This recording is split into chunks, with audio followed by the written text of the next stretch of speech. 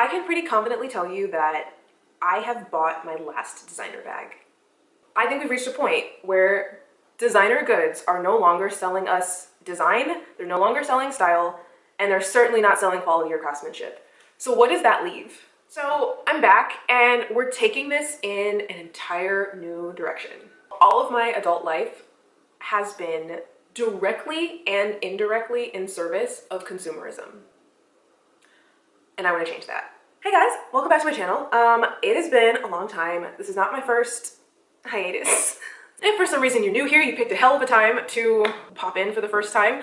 But my name's Catherine and I worked directly in the luxury resale market for 10 years. And here on YouTube was the place where I gave insights and knowledge, tips, tricks, ideas, and where we talked about the luxury market, where we talked about the luxury resale in particular, where we discussed like how to achieve or how to acquire the things that we wanted to have that we thought were perhaps out of our budget.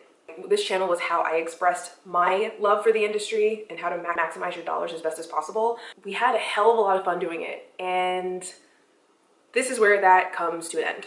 Luxury has lost me, and the idea and concept of participating in fashion as a hobby is something that I have let go of. In the new direction for my channel, we're going to be talking a lot about, different ideas behind consumerism and how we all are kind of coming into and acting out this similar or the same behaviors diffusely, I guess. I find it fascinating that we all are engaging in a lot of the same behaviors without like actively seeking them out or even talking about it, and I want to talk about that a lot. I'm doing a no-buy for 2025. This is an exercise that I think is necessary. I need a hard reset for a lot of my spending habits and a lot of my behavioral habits. I have spent my entire adult life, close like 15 years thereabout, maybe. Overconsumption has been my only hobby, and shopping was a part of my identity. Shopping was my only hobby. It was my only activity. It was what I did for work. It was what I did for recreation. And then talking about it here was what I also did. I want to get off that, and I want this year to be an exploration into what else out there is to do. That being said, fashion as an art form was never something that was particularly compelling to me. I was more so focused on like we'll say the vanity aspect of it, the puzzle of dressing yourself, the creating an outfit that's flattering and looks good, basically. That was the mission. That was the mission by and large. But eventually when I got here and when I got into luxury, my main focus was the dynamics of the supply and demand market within resale and, luxury resale in particular. And I want to start by saying I may be at the end of the road for luxury myself personally. I feel nothing negative about the members of the online community. I find that the online luxury community, the YouTube community, even the Instagram community was a much more positive experience than it was in real life, which we'll be talking about. And I am so grateful to everyone who has ridden along with me for the past 8 years that I've been here on YouTube. Oh wait, 9. Yeah. So before I even got started in luxury in 2014, I was a huge shopper, mostly fast fashion, mostly thrift, mostly like deals and $20 outfit challenge. That was my whole jam. I got into luxury not knowing anything about it besides the broad basics. And I picked up a lot of information about the industry really quickly. And I thought it was cool. I thought it was fun. I wanted to have a community of people to talk about it with. And I found that. This channel has grown to 40,000 subscribers. What's really important to me is that throughout the entire course of this, I've been honest about the industry and how to participate in it in a way that I feel like has escaped a lot of social media more broadly. The fact is that these are consumer goods that you buy at the mall in many instances. And I think there was too much put on the investment worthiness, and in short, I think that sucked all of the fun out of this as a hobby. Now, this is something that I want to dive deeper into in the future. But in shopping for investment, you are no longer shopping to address your own needs, your own tastes, your own preferences, and your own lifestyle. In shopping for investment, like literally you're buying things that you think other people will like. And that, I think, for this industry is very toxic, very toxic. And outside of being toxic, it is mind-numbingly boring. So as a part of consumerism generally that I'm trying to get myself away from, I first want to acknowledge why I shopped.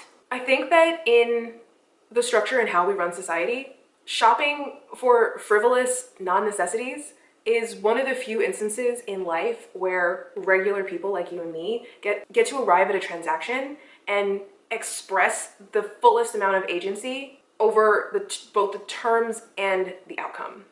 The money that we make more and more goes just towards subsisting. When we buy frivolous, non-essential items that we get to pick, like, it's a feeling of being able to exact a control over your surroundings and over what you do with your disposable income. Ultimately, I think it's a terrible expression of, like, it's a terrible way to express agency, especially when it's mitigated by corporations that don't give a shit about us or the earth. But I think the other crucial part of it, especially for me, I can say with shopping, is that in that expression of control and agency, you actually like walk away holding a tangible object. Yes, there's the dopamine burst. There is, maybe, I don't know, signaling or feeling of achievement, all of those things I want to talk about in the future. But this is an example where we're giving up something that is valuable to us, the money that we work for, and get to hold something in return. And we actually get to feel like equal parties that arrive at a transaction. And maybe this is me on the therapy couch, but we'll be talking a lot more about other elements of the shopping compulsion that I felt in myself and I also saw in other people and working in the industry. I've come to terms finally with the idea that I don't actually like fashion.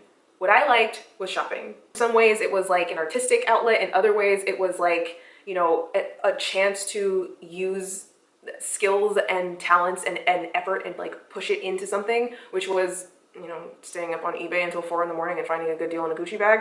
I don't want to get too self-important about this. But in realizing that fashion is not the thing that I love, keeping up with trends is not something that I find to be a valuable use of my time or resources, I did find that for years after I made this realization, I was still constantly buying clothes. When you say out loud to yourself that you're not really interested in the artistic expression of fashion, I have to ask myself why I'm constantly still spending money on it. So the last couple of years have really opened my eyes about the purpose to many people behind luxury consumption, and it honestly puts a bad taste in my mouth about the fact that other people see them in a certain way is making me see them differently than I once did. And even in working in the industry for as long as it was 10 years, I didn't take seriously the reasons why some, you can even say a lot of people, engage in this. Let's start with approximately 2022 and the quiet luxury discourse. From what I understand, the quiet luxury trend, life cycle, I don't know, was like sort of came into prominence around the end of the show Succession and was coupled with somebody's wedding that I also didn't care about. I'm not into celebrity culture, and that's part of the reason why I'm getting off fashion entirely. But I found the entire discourse so distasteful. So on the one hand, there were the people who were like giving people tips on, like, literally, and I quote, how to look expensive, which is gross. And on the other hand, there were the finance and money channels like making fun of the people who did partake in it and saying, You might think I sell to the rich, but I actually sell to the people who want to look rich. It's because your typical designer brand like Gucci doesn't target rich people. Instead, they sell to the people that want to look rich. Broke people love to buy things to make them look like they're rich. They buy the Gucci bags, they go buy the fancy car, they got massive payments, huge insurance payments, and then they got to go live in a small house or they buy a big house with a huge payment so it looks like they have money, and in the end they're broke, and it makes them stressed out in life. If that's how you're spending your money, stop it. Stop trying to look rich, just do the things rich people do, and that is buy assets, buy... I don't know about you guys, but I was never trying to signal that. Like, wealth and money is not something I particularly hold in high esteem. I don't think that people who have a lot of money are like inherently more virtuous or inherently more anything than anybody else. That's just my thought process. I don't think it's healthy to aspire towards being like dressing like anyone else. I believe in the value of the singularity of all people, and which means inherently we should not be putting anyone else on a pedestal or any group of people on a pedestal. The people being emulated by the quiet luxury and stealth wealth trend I don't think are worthy of our emulation. Think that, first of all, I don't think that they get to own neutral colors. Let's not let them colonize the color brown and navy, please. But, you know, over the course of my life, I've been acquainted with many people who one may describe in such a capacity in different instances and at different levels. And what I will say about them is that they are no different from us. I think the reason that people aspire towards wealth is because within the structures of the society that we live, like, people want to be able to enjoy their lives, and it feels like wealth is the only way to achieve that.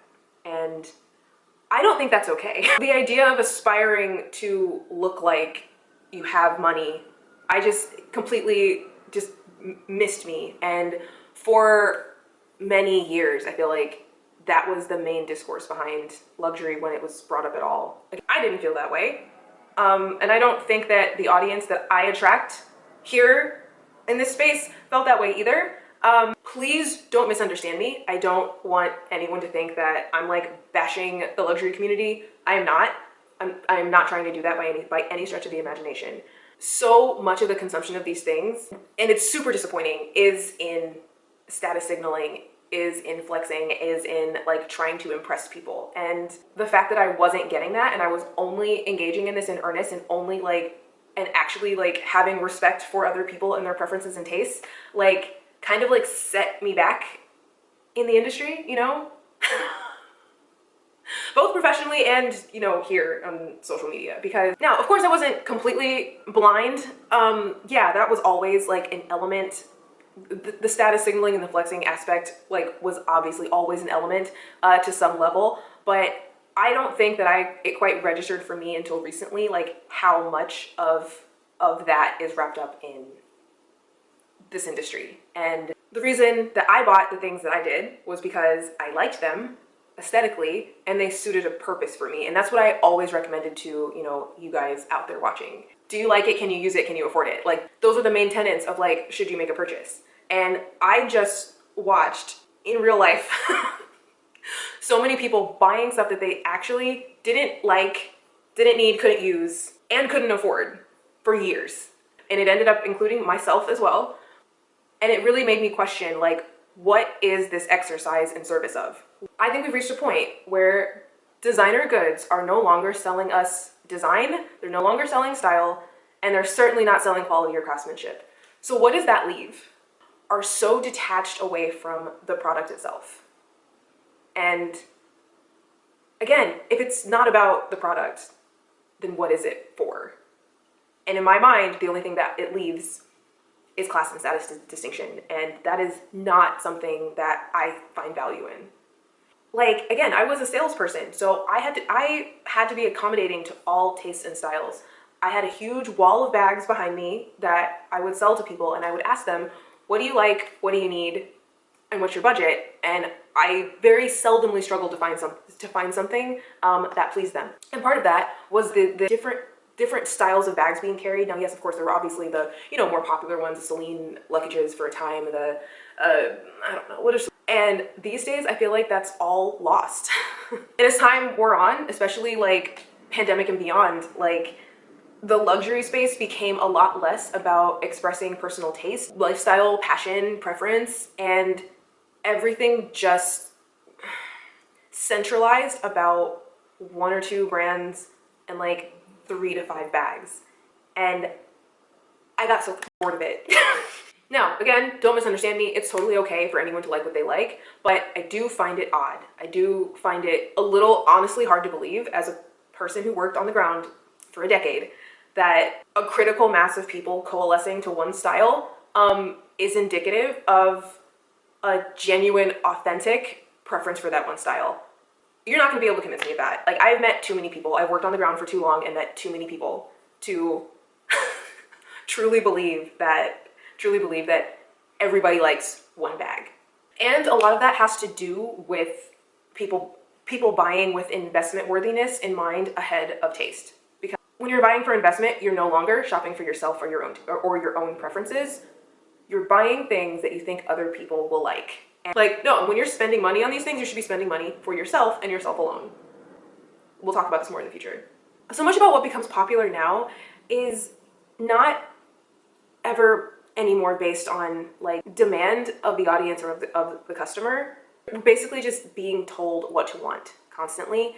And then of course the fact that under the fast fashion conditions that we live under, even with luxury, that thing is constantly changing. The goalpost is constantly moving, and they're playing musical chairs on the next $3, $4, $5, $6, $7, $10, $12,000 bag that we're supposed to all be chasing after, without taking anyone's needs or anyone's taste or anyone's style into concern when making it. I have a theory, and that is that the bags are effectively being designed by the accountants and not the designers. That's of course setting aside that, and I've said this so much, I feel like a broken record. Fashion is so ugly, and it has been so ugly for close to 10 years. The main component of my shopping addiction was that it was fun to get dressed because it made me feel beautiful. I would buy a bag because it would make me feel more elevated, more elegant, more chic. It would complement my taste and whatever I was wearing. And the goal was for me to look better based on, whatever I was feeling for that moment. The styles are hideous. The styles are hideous. I really can't express enough to you that I can't look at another pair of freaking Hermes cheaper sandals. I can't do it. I can't do it.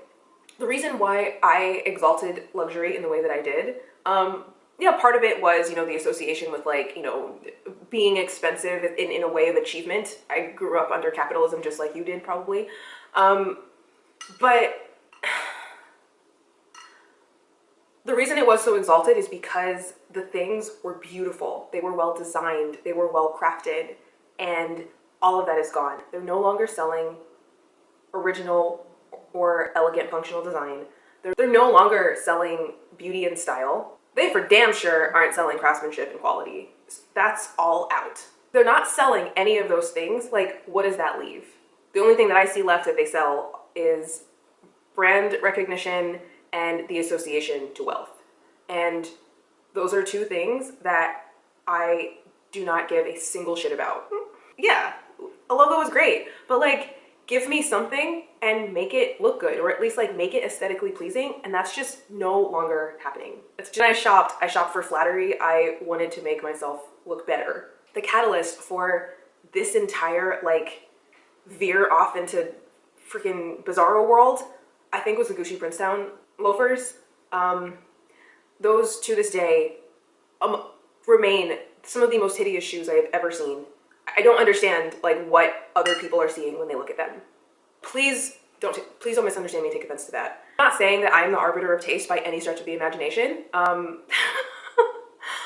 But what I find beautiful and what you find beautiful and what someone else over there finds beautiful is all going to be three different things. And coming up, at least in the beginning of my entry into this industry, there was an avenue for all three of us, and now it is just all repetitive, and it's all repetitively hideous. They're just copying each other doing ugly shit. And yes, what I didn't take seriously enough was that this was a marker for certain people, mostly in real life, not necessarily here on social media, on my social media feeds. Y'all are great. And in understanding that about my surroundings, I have to actually take seriously what I want my things to quote say about me, as much as they have the capacity to actually do so. I don't know how I or anyone else benefits from signaling that you have money or that you don't. What is the message? In a way, I kind of feel like the whole quiet luxury and rich people signaling blah, blah, blah, it makes me honestly feel self-conscious to wear the things that I love. I'm really conflicted about this because on the one hand, you do truly want to feel autonomy when you dress yourself, even though I don't like fashion anymore or whatever. I am still aesthetically attracted to the items that I have, which is why I feel self-conscious, and I just don't think that the perception of luxury, at least these days, or at least the way I feel about it, the vibes around it, I don't think that serves me. If everybody's out here counting people's pockets, I'm not served by that. Given the opportunity to signal something through my wardrobe or not, I'm always going to pick the not signal option. I would rather say nothing than be misinterpreted. More broadly, I want to take this year to deconstruct and unpack my relationship with stuff. I've accumulated so much stuff, and while I'm not going to be going into minimalism, that's kind of not where my interest lies at this juncture. I want to focus on using the things this year that I have spent the last 20 odd years accumulating. And that's my goal, that's my mission. In light of this departure, you're getting my bag reveal. This is the last bag I'm probably ever gonna buy. It is the Tom Ford Jennifer East West black pebbled leather, you know, durable, functional, designed with function in mind. And for me, aesthetically pleasing, different with the option, which I kind of made up, to carry it to my own specifications. And yeah, I think that's something that's truly lacking in luxury and in the fashion industry more broadly. If you would like to follow along on this roller coaster, I'm gonna be chronicling my no-buy experience and like unpacking some of my thoughts and perspectives on consumerism, both as the consumer, as the compulsive shopping addict, and also as a professional who worked in the industry for 10 years. As a model and as a person who creates content, influencer, if you will. Over the last decade, like a lot has changed over the last 10 years, which I don't know, like that's a weird thing about being in your 30s. Like this is the first time like you've lived a long time as an adult. So like everything feels like yesterday and it feels like 100 years ago at the same time. This time in life is very, very fascinating. I'd be thrilled to have you follow along with me if you would be interested in this, in new ideas surrounding consumerism and why we buy, why we shop. I'd love to have you. Otherwise, if that's not your cup of tea, no hard feelings at all. Thank you so much for being here and supporting me for all these years. Like I said, I started this channel in 2016 as a way, as an outlet to kind of like participate in this as a hobby with other people who loved it as much as I did. And job done, guys. Let me know your thoughts. Again, I hope that this doesn't come off negatively. I hope that this doesn't